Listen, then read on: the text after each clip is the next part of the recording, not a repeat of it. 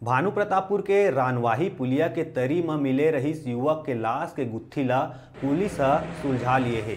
मामला में पुलिस युवक के छोटे भाई समेत ओखर दू साथी मन ला घलो गिरफ्तार करे है, जेमा एक नाबालिग घलो शामिल है।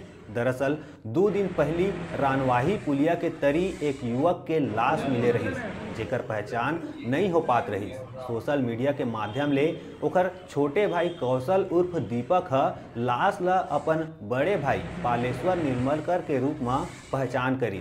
फिलहाल पुलिस आरोपी मन के खिलाफ मामला दर्ज कर उमन ला गिरफ्तार कर लिए है।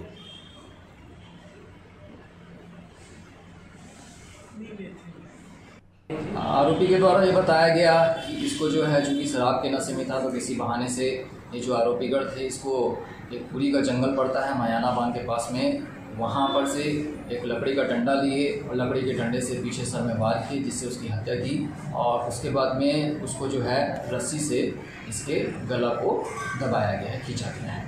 इस प्रकार से इसकी हत्या की गई है।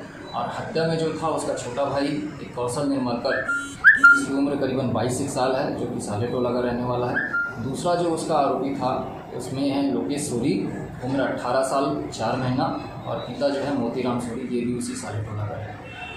लास्ट किधर प्लांट किए गए थे, कैसे लाए गए थे लास्ट?